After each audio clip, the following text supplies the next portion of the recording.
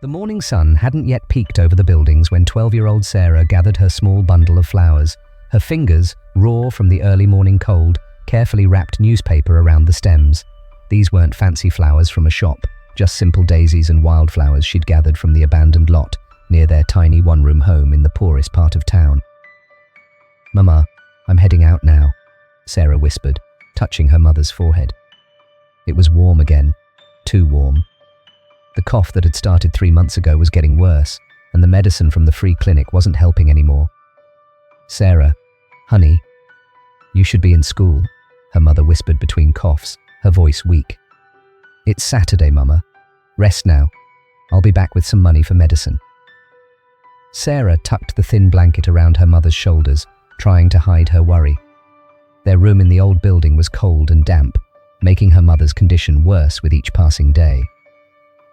The streets were beginning to buzz with early morning activity as Sarah took her usual spot near the busy tech district. Well-dressed people hurried past, clutching coffee cups and checking phones.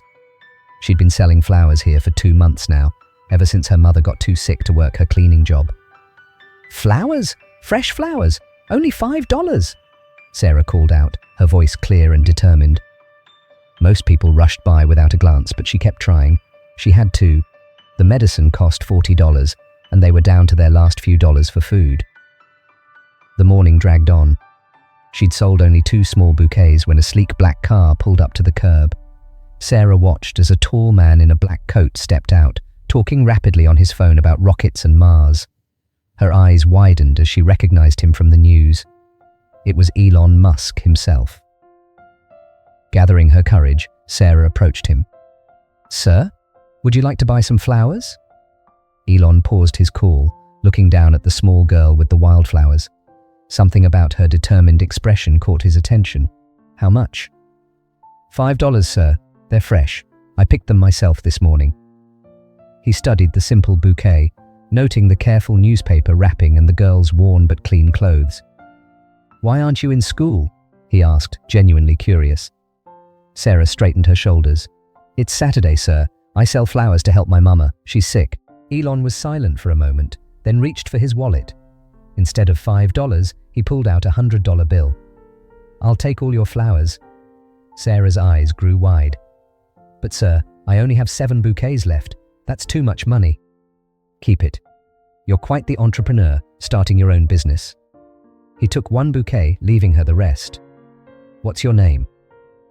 "Sarah, sir, and thank you so much." Her eyes welled with tears.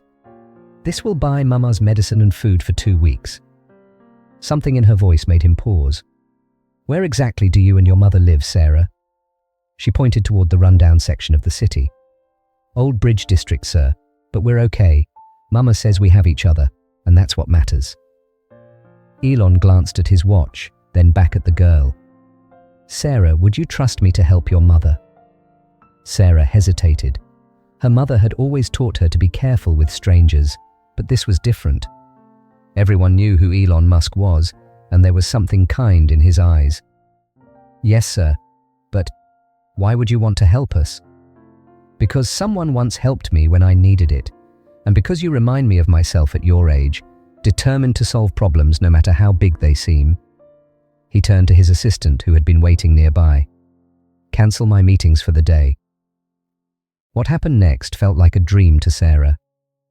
Elon insisted on following her home, his security team trailing discreetly.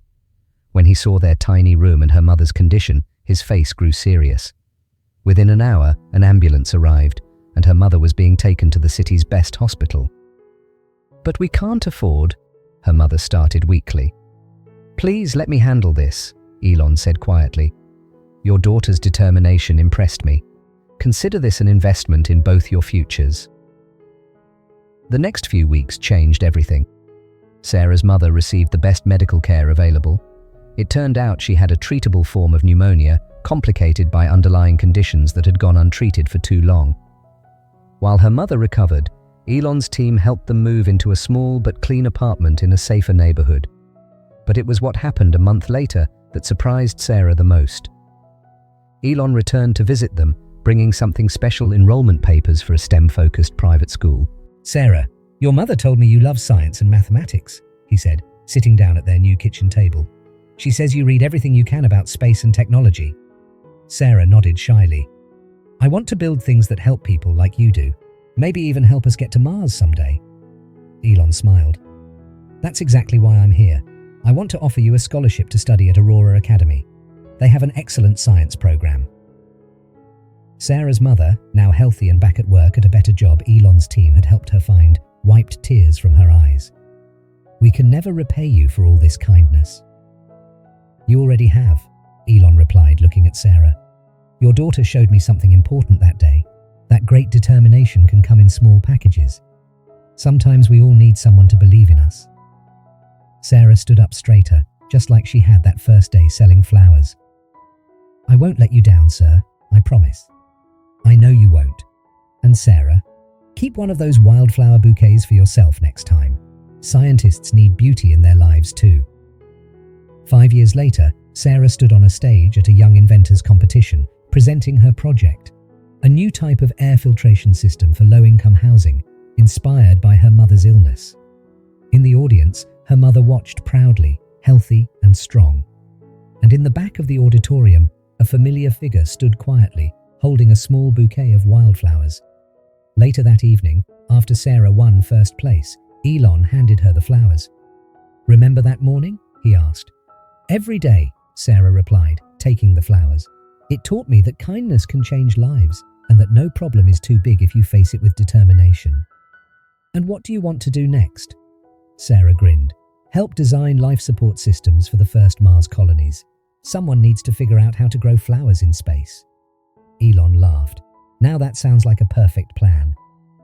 As they walked out of the auditorium, Sarah's mother now chatting happily with some of the other parents, Elon looked down at the young girl who had once sold him flowers on a cold morning. She had grown taller, more confident, but that same determination still shone in her eyes. "You know, Sarah," he said thoughtfully, "some people think success is about having the most money or the biggest ideas, but sometimes it's about a small bundle of wildflowers and the courage to believe in better days." Sarah nodded, clutching her prize certificate and the bouquet. "And sometimes it's about people who stop to help, even when they're busy changing the world." That night, Sarah placed the wildflowers in a vase on her desk, next to her school books and the prototype of her invention. As she worked on her next project, she kept glancing at them, remembering that cold morning when hope had seemed as fragile as flower petals. Now she knew hope wasn't fragile at all. Like wildflowers pushing through concrete, it was one of the strongest forces in the world. And sometimes, that hope came in unexpected moments, like when a busy billionaire took the time to buy flowers from a little girl who refused to give up.